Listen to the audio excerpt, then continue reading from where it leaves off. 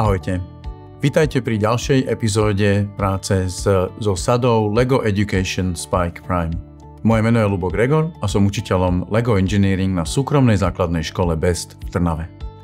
V predchádzajúcej časti som vám ukázal, ako programovať pohyb jednoduchého robota dopredu, dozadu a ako sa s ním otáčať. Takéto programovanie alebo takéto základné pohyby sú veľmi jednoduché a dajú sa s ním dosiahnuť už rôzne misie na stole Robot Game pre First LEGO League. Avšak, keď budete programovať viac a viac misií, zistíte, že nevždy ten robot jazdí celkom tak, ako by ste si predstavovali. Tu je dôležité povedať jednu vec. Napriek tomu, že váš program zostal taký istý, že na stole sa nič nezmenilo, niekedy sa stane, že to začne robiť niečo iné, ako by ste čakali. Jediná vec, ktorá nezostáva taká istá a ktorá sa stále mení, je stav nabitia batérie. Takže dávajte si pozor na to, aby ste mali vždy plne nabitú batériu, pretože ako sa tá batéria vybíja, tak motory budú jazdiť trošku pomalšie a uvidíte, hlavne pri takých komplexnejších pohyboch, kedy máte viacej blokov na pohyb použitých, tak prestane ten robot robiť presne to, čo by ste chceli. My máme plne nabitú batériu a mali sme tu jednoduchý program, ktorý jazdil do štvorca, ale teraz by som si už prepol na programovacie bloky, ktoré mám všetky, nielen tie, ktoré boli v tej základnej lekcii. To robím takto.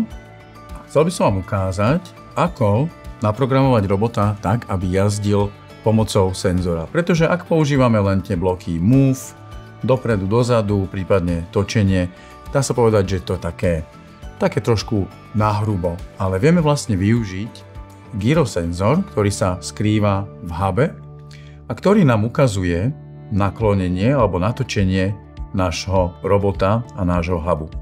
Keď sa prepnem na túto obrazovku, tak tu nám môžem vidieť 3 čísla, ktoré mi ukazujú uhol naklonenia. Ak jemne otočím môjho robota doprava, dokážem tu v tomto prvom získať 0. Jav je otočenie alebo točenie sa v horizontálnej rovine, čiže na stole, čiže otáčanie robotom takto doprava doľava. Môžete vidieť, že keď točím s ním doprava, to číslo rastie od 0 90 stupňov, prípadne môže ísť až po 179 stupňov. A keby som išiel opačným smerom, vrátim sa zase na 0 a pôjdem opačným smerom, takto číslo klesá, je to negatívne číslo alebo záporné číslo a vlastne takisto mám minus 90 v pravom uhle smerom doľava a tu ide až po číslo minus 180. Prečo mi to nejde do čísla plus 180, ale preskočí mi to na číslo 179? Ten dôvod je taký, že vlastne tento bod, kedy sa robot otočil čelom vzad, tak tam by boli na tú istú pozíciu potrebné dve čísla, 180 a minus 180. Čiže aby to bolo jednoduchšie, aby sa náš robot nemýlil, tak doprava sa točí po 179 a doľava po minus 180. Tieto ďalšie dve čísla, pitch a roll, nám merajú naklonenie robota v iných rovinách. Pitch je vlastne naklonenie nosa smerom hore a dolu. Funguje to podobne, ak s ním idem pod tú rovinu, tak je to záporné číslo a ak ho dvíham ten nos, je to kladné číslo a roll je otáčanie sa takýmto spôsobom. Keď si predstavíte lietadlo, ktoré vlastne sa natáča doprava alebo doľava. Čiže keď máme robota, ktorý jazdí po rovnej ploche, po hracom stole First LEGO League napríklad, tak využívame práve toto prvé číslo, tento uhol jav, ktorým dokážeme vlastne merať, kam sa náš robot nakláňa alebo otáča. Keď použijete iba blok, ktorým chcem jazdiť smerom dopredu, prípadne tento, kde mám možnosť vybrať si aj ako ostro mi zatáča, máme tu možnosť vybrať si otáčky, stupne alebo sekundy. Ak použijete iba pohyb dopredu, dozadu, môžete si vybrať aj centimetre v prípade, že váš program alebo váš robot má nastavené aj veľkosti kolies a teda vie, akú vzdialenosť prejde na jedno otočenie motorom. Problém je ten, že to nie je úplne dokonalé, je to Lego, je tam niekedy dosť voľnosti, pozrite aj tu napríklad, bez toho, že by som hýbal motorom, tak je tu nejaká voľnosť na tom kolese, takisto celé to je, niekedy sa vám to môže trošku uvoľniť, čiže vznikajú tam nepresnosti a niekedy sa vám stane, že ten robot nejazdí úplne presne rovno. A práve tu môžeme využiť ten gyrosenzor a naprogramovať nášho robota tak, aby sa sám dokázal opraviť alebo vrátiť na tú trasu, ktorú mal vytýčenú. Poďme sa na to pozrieť.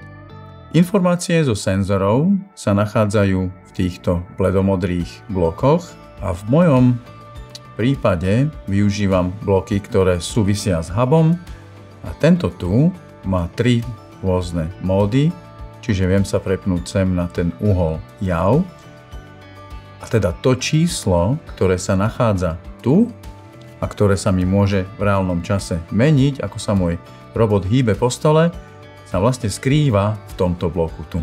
Mám tu ešte jeden blok, ktorý využijem a to je Set Yaw Angle to 0, alebo teda vynuluj uhol jav. Tento blok odtiaľ odstránim.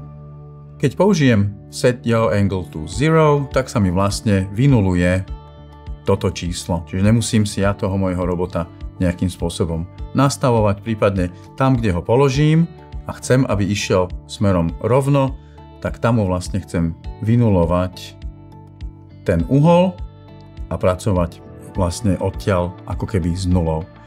Už som vám ukazoval, že pri zatáčaní ja vlastne môžem vybrať, ako ostro sa bude robot točiť a zároveň teda, ak sa vychýli len kúsok, tak ten uhol sa môže zmeniť z 0 na možno 1, 2, 3, prípadne opačným smerom -1, -2, -3, ale čím dlhšiu vzdialenosť chcem prejsť, tak tým vlastne horší výsledok z toho môžem získať. Ako to urobím, aby mi ten robot zostal v tom smere, ktorý som mu zadal, je, že vynulujem si najprv ten uhol a potom použijem blok Start Moving, ktorý nemá ďalšie obmedzenie. Čiže teraz už nebudem mu hovoriť, ako ďaleko má ísť. A tu musím urobiť taký jednoduchý výpočet. Použijem bloky matematických operácií, vyberiem si odčítanie mínus a sem dám 0 mínus ten uhol, ktorý práve vtedy vidí. Ak vidí uhol 0, ktorý som mu tu na začiatku vynuloval, a teda ide rovno a nemení sa, tak výsledkom tohto výpočtu bude 0 a môj robot pôjde priamo dopredu. Ak ale sa mierne odchýli, tak to číslo tu bude nejaké iné číslo ako 0 a výsledkom tohto výpočtu bude vlastne to isté číslo s prehodením znamienkom a vlastne do tohoto volantu sa mi pridá možno jednotka, možno dvojka alebo -1, -2. Tým pádom sa vlastne ten robot sám opraví, vráti sa na tú cestu, po ktorej mal ísť. Samozrejme, že toto by nestačilo, pretože by mi ten program zbehol iba jedenkrát a vlastne odmeral by mi ten uhol a už potom by vlastne stále išiel tým smerom, čiže ja potrebujem, aby mi to meral priebežne, aby sa to dialo stále. Zatiaľ to dám do takejto nekonečnej slúčky a pozrite sa, keď ho spustím, vydá sa na cestu rovno a keď ho vychýlim, vráti sa sám tam, kde pôvodne mal ísť. Ešte raz. Spustím ho. Ja do ňo trošku džugnem a on sa sám vie vrátiť na tú pôvodnú cestu. Čiže pomocou gyrosenzora viem dosiahnuť to, že môj robot sa vlastne bude sám opravovať, ak sa náhodou počas tej cesty vychýli na jednu alebo na druhú stranu. Ďalšia šikovná vec je použiť displej, ktorý mám tu na to, aby som vlastne mohol sledovať, ako sa mi mení ten uhol jav. Čiže si tu urobím ešte jeden program, ktorý mi bude bežať priebežne. A ten bude používať blok write, do ktorého miesto textu opäť vložím informáciu z môjho gyrosenzora a bude mi vlastne stále ukazovať ten uhol, ktorým robot smeruje. Vidíte, 1, minus 1, 1, minus 1, 0. Čiže stále sa trošičku kolíše, ale vždy sa zároveň aj opraví a vracia sa, snaží sa vždy vrátiť tak, aby smeroval na vlastne uhol 0 alebo na ten pôvodný uhol, ktorým bol otočený. Je jasné, že nebudeme púšťať nášho robota navždy, že to nebude fungovať v takejto slučke forever. A teda ako by som mohol nastaviť tú dráhu a pracovať so vzdialenosťou, to si môžeme ukázať v ďalšom videu.